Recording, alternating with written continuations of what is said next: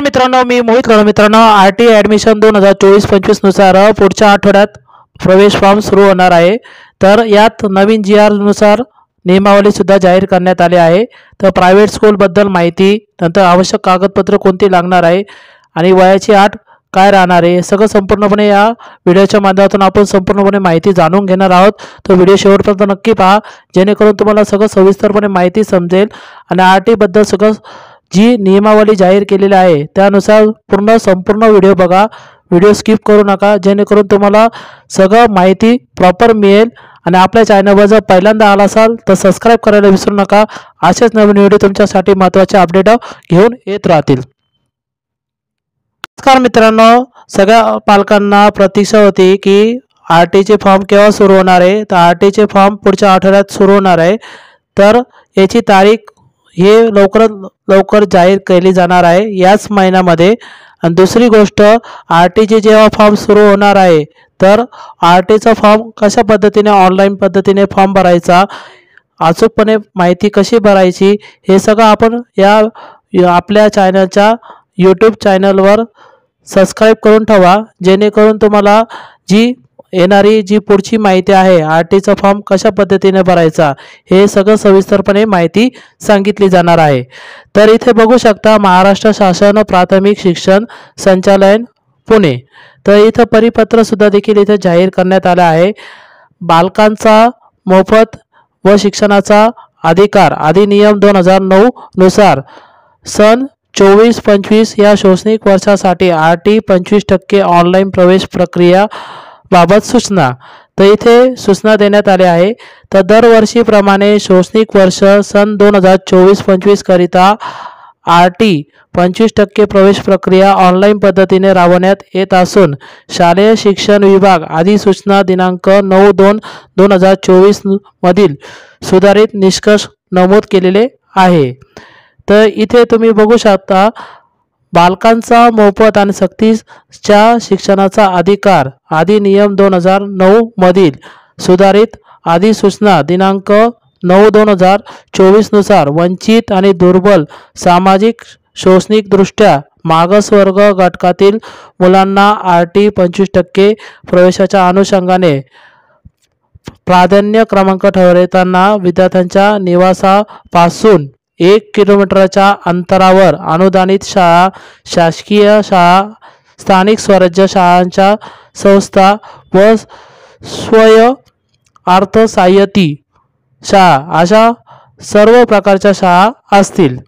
तर यात तुम्हाला नमूद केलेलं आहे की वंचित आणि दुर्बल सामाजिक शैक्षणिकदृष्ट्या मागासवर्ग घटकातील मुलांना 25% प्रवेश देताना अनुदानित शाळा आणि शासकीय शाळा, स्थानिक स्वराज्य शाळांच्या सर्व शाळा आणि स्वयंअर्थसहाय्यित शाळा या अशा प्रवेशाकरिता प्राधान्य असणार आहे.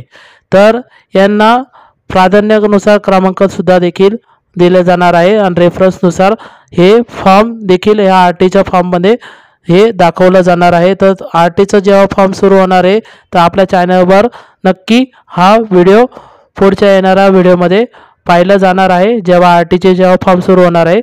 तर इथे जे आहे ते नमूद केलेलं आहे, शाळानुसार हे प्राधान्य क्रमांकानुसार राहणार आहे. समजा तथापि एखाद्या पालकांनी प्राधान्य म्हणून अनुदानित शाळाऐवजी स्थानिक स्वराज्य शाळांच्या संस्थेच्या शाळांची, शासकीय शाळांची निवड करायची असल्यास त्यानुसार पालकास प्राधान्य म्हणून स्थानिक स्वराज्य संस्थेची शाळा आणि शासकीय शाळा निवडता येईल. तर इथं हे तुम्हाला जेव्हा RTचे फॉर्म सुरू होईल तेव्हा दाखवलं जाणार आहे. नंतर इथं महत्त्वाची सूचना आहे, सगळ्या पालकांनी लक्षात घ्या की विद्यार्थ्यांच्या निवासस्थानापासून 1 किलोमीटरच्या अंतरावर अनुदानित शाळा, शासकीय शाळा, स्थानिक स्वराज्य संस्थेच्या शाळा नसतील. तर अशा विद्यार्थ्यांना 1 किलोमीटरपर्यंतच्या अंतरावर स्वयंअर्थसहाय्यित शाळा असेल तर अशा परिस्थितीत त्या स्वयंअर्थसहाय्यित शाळेत मुलांना 25% प्रवेशांतर्गत प्रवेश दिला जाईल. म्हणजे जी महानगरपालिका शाळा आहे तुमच्या जवळ घरापासून 1 किलोमीटरच्या अंतरावर त्यासाठी प्रवेश दिला जाईल. तर इथे नमूद केलेलं आहे. दुसरी गोष्ट हे शहरी भागातल्या पालकांसाठी होतं. दुसरं, अपवादात्मक परिस्थितीत विद्यार्थ्याच्या निवासस्थानापासून 1 किलोमीटरच्या अंतरावर अनुदानित शाळा, शासकीय शाळा, स्थानिक स्वराज्य संस्थेच्या शाळा आणि स्वयं अर्थसहाय्यित शाळा नसेल तर अशा विद्यार्थ्यांनी काय करावे की त्या विद्यार्थ्यांच्या निवासस्थानापासून 1 किलोमीटरच्या पर्यंतच्या अंतरावरील शाळांमध्ये प्रवेश उपरोक्त प्राधान्य म्हणून क्रमांक दिले जातील. तर त्यांना पण ही संधी दिली गेलेली आहे या नियमावलीनुसार. आता यात शाळा कोणकोणत्या राहणार आहे तर इथे दिलेले आहे महानगरपालिका शाळा, म्युनिसिपल कॉर्पोरेशन, नगरपालिका, नगर परिषद, नगरपंचायत इथं शाळा दिलेल्या आहे. नंतर कॉन्टेमेंट बोर्ड शाळा दिलेल्या आहे. नंतर जिल्हा परिषद प्राथमिक शाळा, महानगरपालिका शाळा, जिल्हा परिषद आणि खाजगी अनुदानित व स्वअर्थसहाय्यित शाळा अशा टोटल 8 शाळांचा नमूद या GR नुसार नियमावलीनुसार या RTच्या फॉर्ममध्ये दिलं जाणार आहे. त्यानुसार तुम्हाला हे शाळा सिलेक्ट करून घ्यायचे आहे. तर यात नुसार RTचे जे 25% प्रवेश प्रक्रिया पात्रता शाळांची नोंदणी केल्यानंतर RT 25% अंतर्गत विद्यार्थ्यांची प्रवेश निश्चित झाल्यानंतर कालांतराने जर शाळेस सक्षम प्राधिकारी यांच्याकडून अल्पसंख्याक दर्जा प्राप्त झाल्यास म्हणजे EWS तर त्या प्रवेश अंतर्गत प्रवेश झालेल्या विद्यार्थ्यांना शैक्षणिक नुकसान होऊ नये म्हणून इयत्ता 8वी पर्यंत शाळेतील शेवटच्या RT अंतर्गत पात्र वर्गापर्यंत RTचे 25% म्हणून शिक्षण देणे अनिवार्य राहील. तर हे जे आहे आता यात मूळ कागदपत्रे नेमकी काय लागणार आहे ही पालकांसाठी सगळ्यात महत्त्वाची गोष्ट आहे. तर लक्षात घ्या.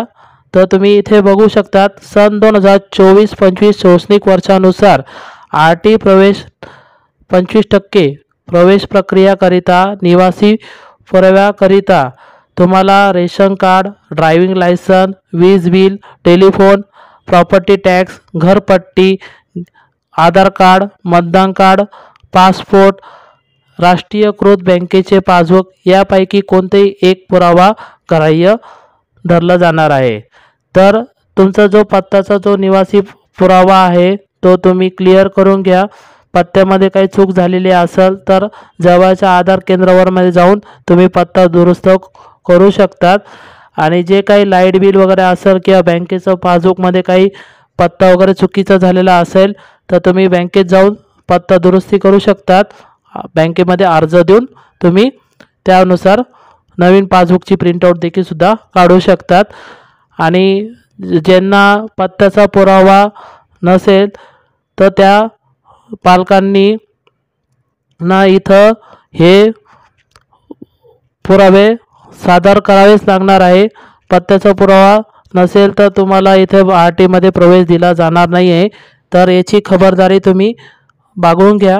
दुसरी गोष्ट आता सगळ्यात महत्त्वाची गोष्ट जे पालक भाडेतत्त्वावर राहत आहे त्या पालकांसाठी एक महत्त्वाची सूचना आहे की भाडेतत्त्वावर राहणाऱ्या पालकांकरिता भाडे करार हा दुय्यम निबंधक कार्यालयाचा नोंदणीकृत असावा. म्हणजे कोर्टातून तुम्ही जे काही भाडे करारनामा करता तो रजिस्टर असणं गरजेचं आहे. दुसरी गोष्ट भाडे करार हा फॉर्म भरण्याच्या दिनांकापूर्वीचा असावा. त्याचा कालावधी 11 महिन्याचा किंवा त्यापेक्षा जास्त कालावधी असलेला असावा. तर यात नमूद केलेलं आहे 11 महिन्याचा कालावधी किंवा त्याच्याहून 1 वर्ष जास्तीत जास्त. तर तुम्ही भाडे कराराचा जो अधिकृत हे ॲग्रीमेंट केलेलं असेल तर ते त्याच्यावर कोर्ट हे दुय्यम अधिकाऱ्याचा सही शिक्का असणं गरजेचं आहे. ते तुम्हाला जेव्हा बालकाचा प्रवेश निश्चित होईल तेव्हा तुम्हाला ते सादर करावे लागणार आहे. आणि तुमचं पत्त्याचं सुद्धा ते इथं व्हेरिफिकेशन केलं जाणार आहे, पडताळणी सुद्धा देखील केली जाणार आहे.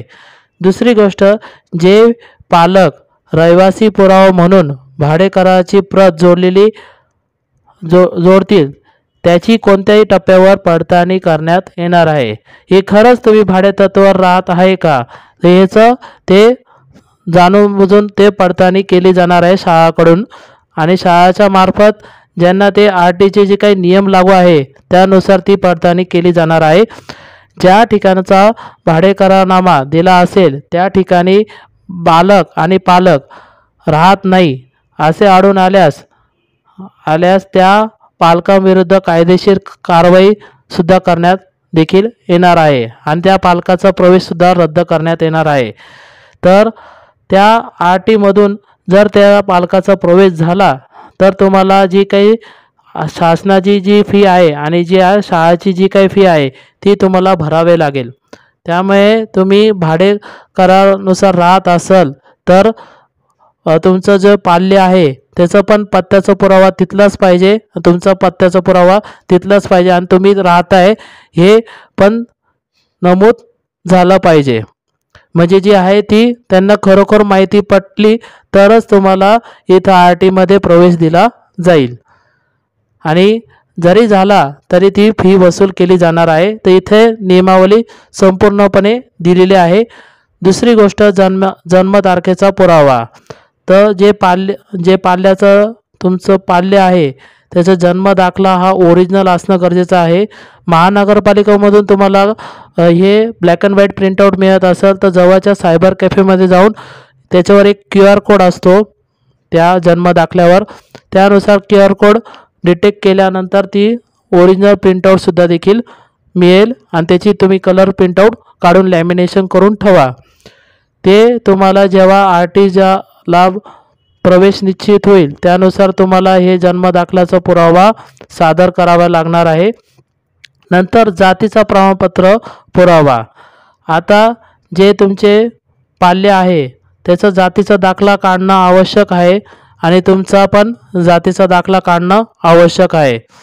तर तुमचा पाल्याचा जातीचा दाखला काढलेला नसेल तर जवळच्या महाई सेवा केंद्रामध्ये जाऊन तुम्ही जातीचा दाखला काढून घ्या आणि वडिलांचा पण देखील सुद्धा जातीचा दाखला असणं गरजेचं आहे, त्यात नमूद केलं गेलेलं आहे.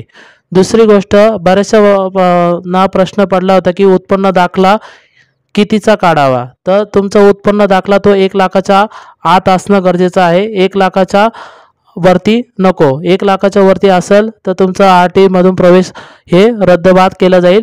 तर 1 लाखाच्या आत असणं गरजेचं आहे. तर तुम्ही किती दाखवू शकतात? 50, 60, 70, 80, 90 जे तुम्ही उत्पन्न दाखल्यामध्ये नमूद करू शकतात.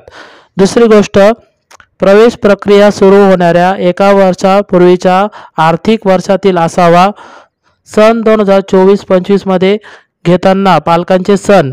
आता इथं त्यांनी पहिलेच RTचे फॉर्म सुरू होण्या अगोदरच दाखला काढून ठेवलेला असेल तर त्यांच्यासाठी एक महत्त्वाची सूचना आहे. 22-23चा उत्पन्न दाखला काढलेला असेल तर तो चालू शकेल, किंवा 23-24चा उत्पन्न दाखला काढलेला असेल तरी तो ग्राह्य पकडला जाणार आहे. तर इथे यात नमूद केलेलं आहे.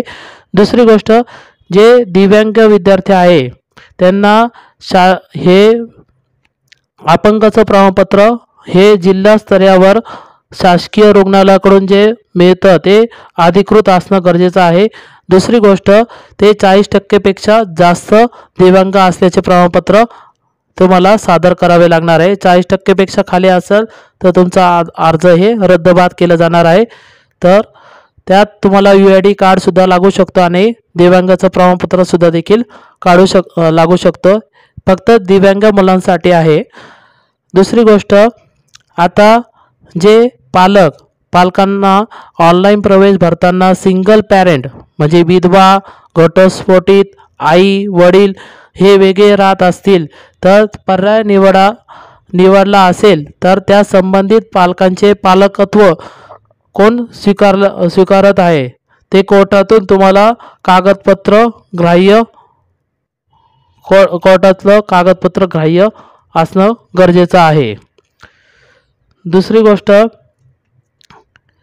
आता शाळा खालील कारणामुळे RT 25% प्रवेश नाकारू शकेल याची स्पष्ट कल्पना पालकांना देण्यात यावी. यात RTचे जे काही नवीन GR निघालेला आहे त्याबद्दल ती माहिती देण्यात येणार आहे. दुसरी गोष्ट, जेव्हा ऑनलाईन पोर्टल सुरू होईल तेव्हा तुम्हाला निवासी पत्ता, जन्मतारखेचा दाखला, जातीचं प्रमाणपत्र, उत्पन्न प्रमाणपत्र, फोटो ID आणि दिव्यांग प्रमाणपत्र हे सगळी माहिती तुम्हाला प्रॉपर माहिती अचूकपणे बघायची आहे। आणि ही अचूकपणे माहिती जेव्हा RTचे जे फॉर्म सुरू होतील तेव्हा आपल्या चॅनलवर हे RTचे ऑनलाईन फॉर्म कशा पद्धतीने भरायचा आणि ही टिप्पणी तुम्ही आपल्या यूट्यूब चॅनलवर सबस्क्राईब करून ठेवा। तर आपल्या चॅनलचं नाव आहे सेतू कॉर्नर, तर हे नमूद करून ठेवा।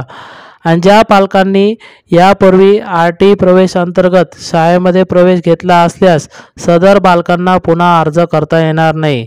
ज्यांनी अगोदरच प्रवेश घेऊन ठेवलेला आहे त्यांना पुन्हा RT मध्ये प्रवेशचा अर्ज करता येणार नाही।